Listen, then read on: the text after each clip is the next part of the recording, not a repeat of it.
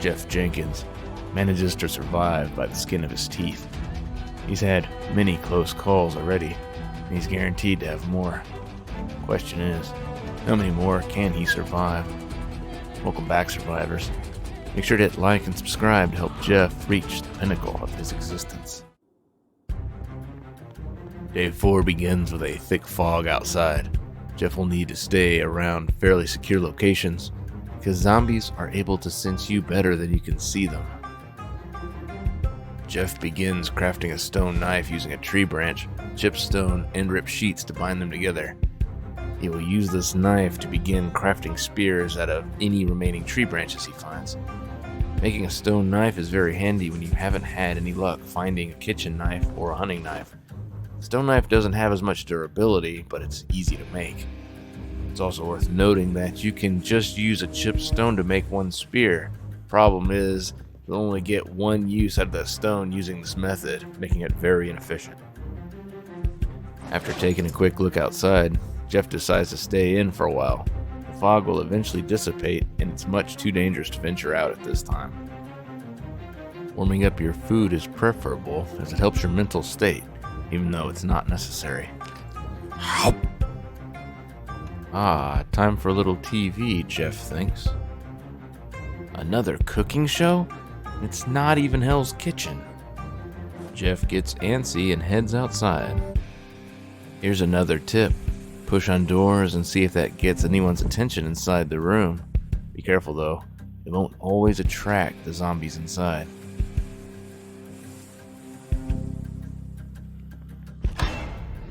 Sometimes I forget this is a horror game. Jeff momentarily forgets how his body works.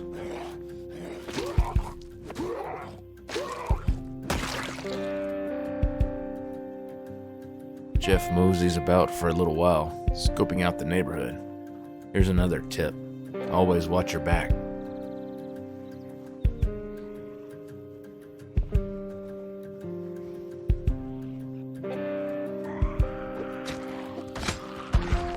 Maybe this fog walk wasn't such a good idea. All of Jeff's weapons are breaking. Darn, I wish that maintenance skill leveled up quicker. Die, you monster.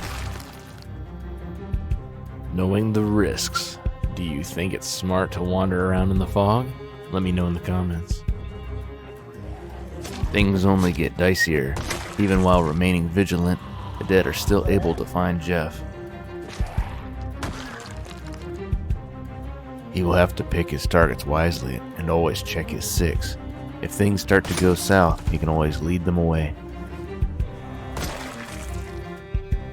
Sometimes repositioning is the key to combat. Zombies are predictable, and you can herd them around into a position that you feel most comfortable engaging from. You need to conserve your spear's durability as best you can. Stomping on a zombie's head instead of stabbing at him while he's down is a great way to do this. Looks like Jeff has agitated someone in the bathroom.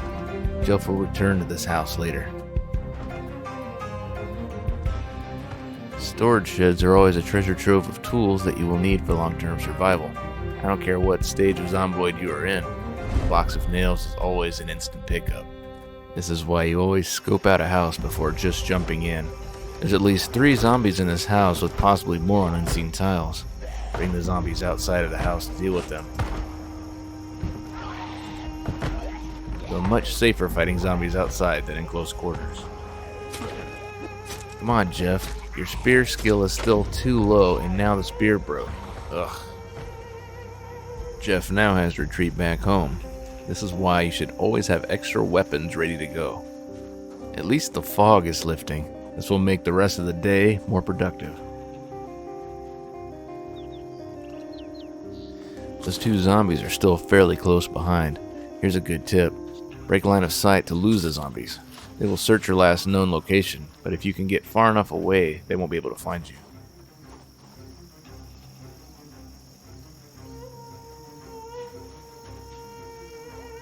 So long, suckers.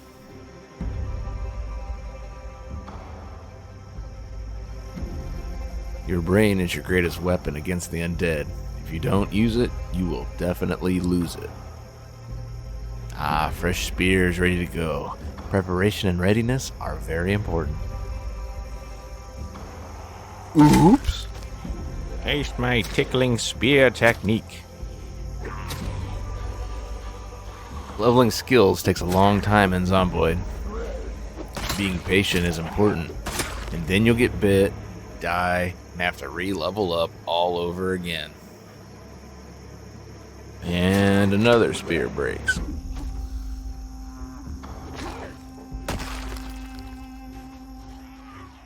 You gotta love finding these lonely zombies. Here's that house with the guy in the bathroom. Now is our time to strike. No matter how ready you think you are, getting jump scared still freaks me out. Might as well gobble down some of the random fruit and other food items you spot in this house.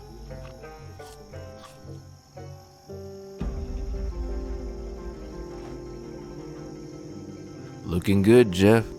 All jokes aside, this piece of clothing does improve Jeff's defense.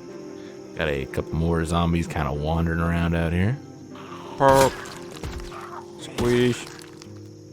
The rest of the day is spent foraging. Back at the house, Jeff put away extra loot he found and did some organizing before heading to the bedroom to do some reading before bed. Jeff decides to have a brewski before going to bed. After all, how many chances does Jeff have left to enjoy some inebriation? Nighty-night, Jeff. Day 5 begins. The weather already starts off a bit more in Jeff's favor. Jeff makes sure to fill up his water bottle and grab some food for his looting excursion. The perimeter around the house appears to be fine.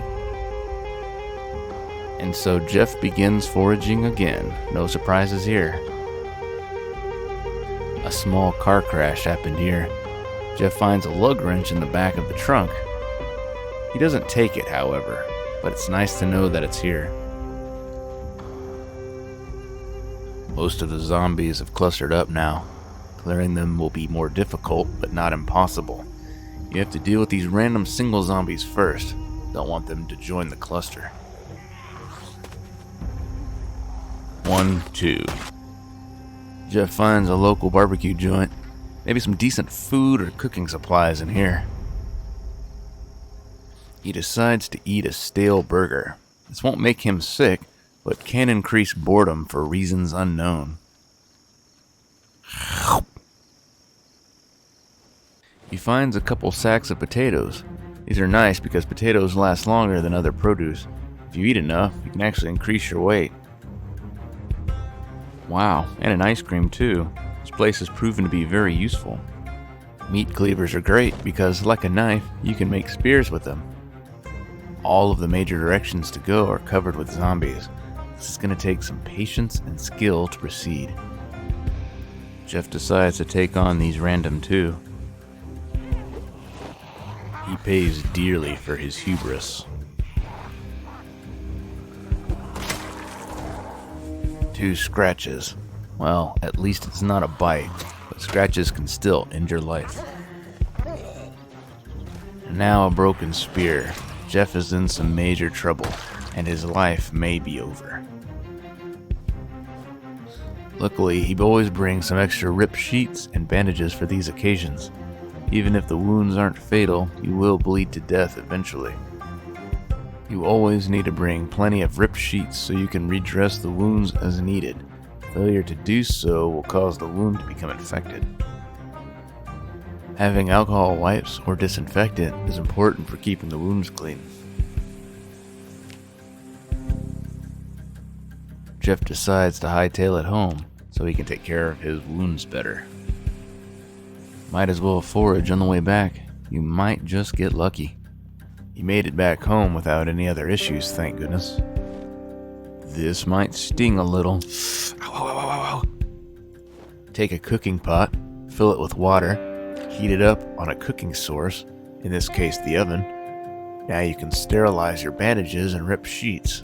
This will use some of your water but will aid in your wound's recovery. Smart. Make sure to keep an eye on your health tab so you can replace your bandages as needed. Never leave a dirty bandage on a wound longer than you need to. The rest of the day will be spent foraging and otherwise staying safe. Life in Zomboid is never completely safe, however. Jerk. While foraging, make sure you discard anything you don't plan on using. That way you'll still get some foraging XP for it. Don't eat random mushrooms. After a good run of foraging, Jeff returns home. Jeff is now loaded up with spears once more. Behold the power of foraging.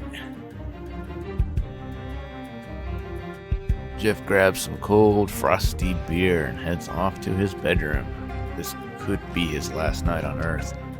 Wrapping up this day with a little reading is always a great way to boost your experience gains. Take care of those wounds, Jeff. Well, this wraps up this episode. Please like and subscribe to help me make more content like this. Your support keeps this channel alive and I'm grateful for you. Make sure to take care of yourself and others. Good night.